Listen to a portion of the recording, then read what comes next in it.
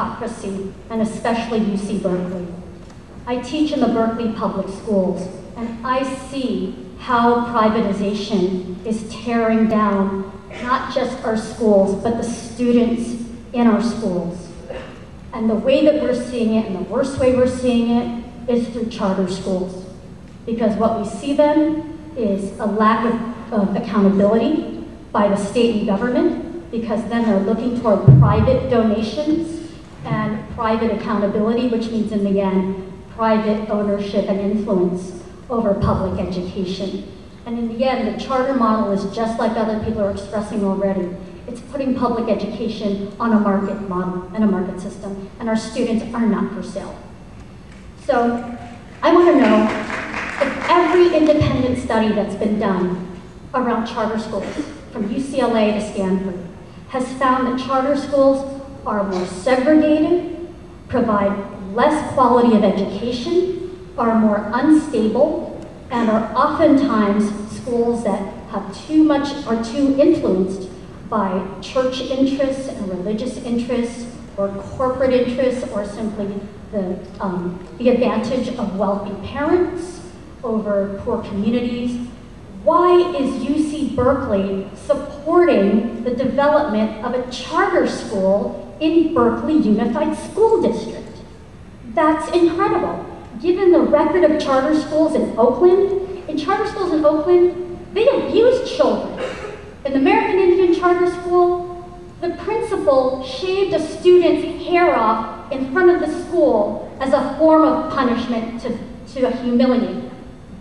He also referred to a young woman inappropriately to her body parts in front of grad students from Mills College, which was exposed in the East Bay Express, and ultimately forced him to resign, but not for another year. And if that had been a public school, I promise you, he would have been out in a heartbeat. So why is this happening? Why are you going to bring that to Berkeley, rather than fighting for what we really need? Berkeley has authority to fight for what we need for public education. Help us fight to stop teaching to the test. Help us expose the racism of the SAT and the California state tests.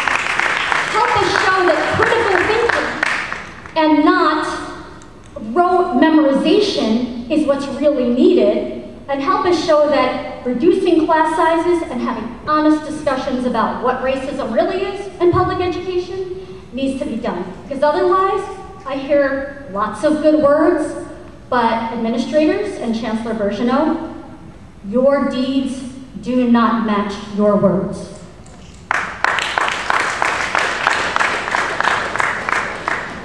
I'm not even going to respond to that, Yvette.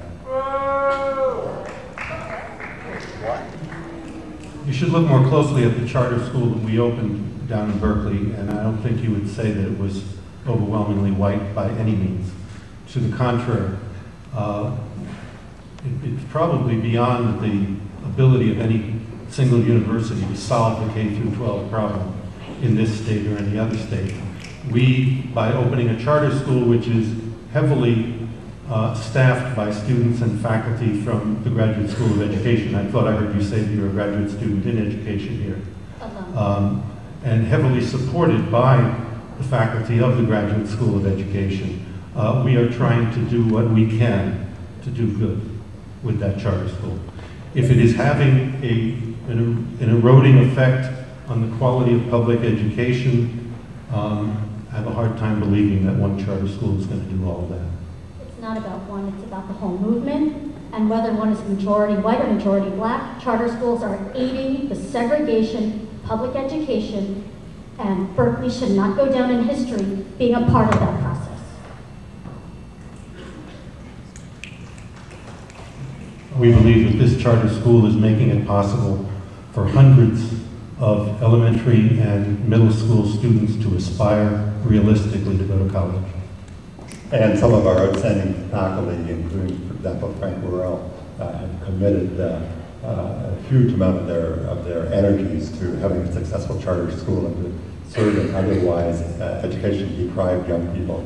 And I admire them for what they've accomplished. I want to first of all thank the ASUC for putting this on. I want to thank you guys. I don't envy you. And you didn't have to do this, but thank you.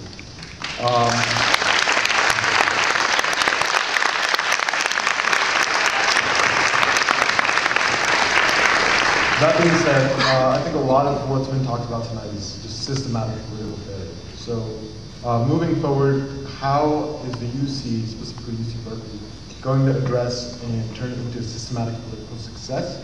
And what steps are being taken? I know Vice Chancellor Lauer, you touched on some things that we can do, but as a systematic plan, what can you put in place? As a systematic what? Plan. Plan? Plan. Plan. Yes. Well,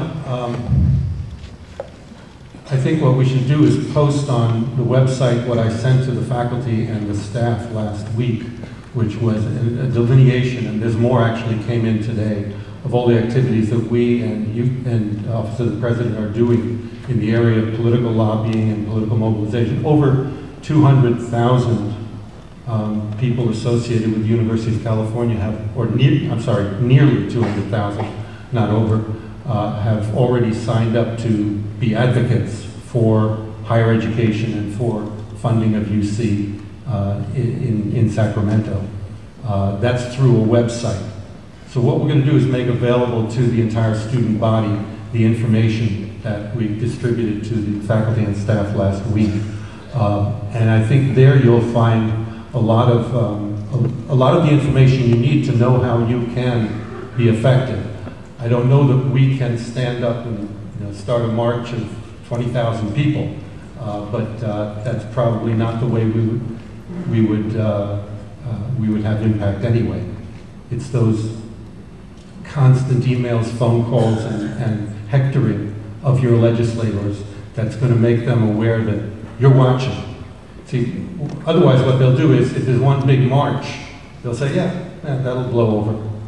But if you're constantly hectoring them, the same way the Republicans are constantly hectoring their legislators of, one bad move on taxes, and you won't ever get elected in this state again. That's the kind of sense of being watched that you need. And it's labor intensive. It's not something that one big march will do, because they'll write that off. But it's probably the way, if you're asking for a plan.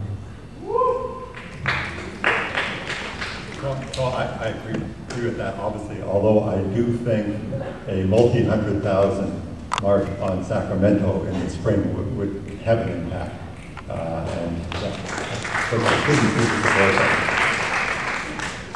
want to make a quick shout out to those of you living in RVs or on the streets or your friends. I hope you'll support our Save Rochdale Village Cooperative campaign. You can find us on Facebook. Research for Rochdale. And my question to the panel now.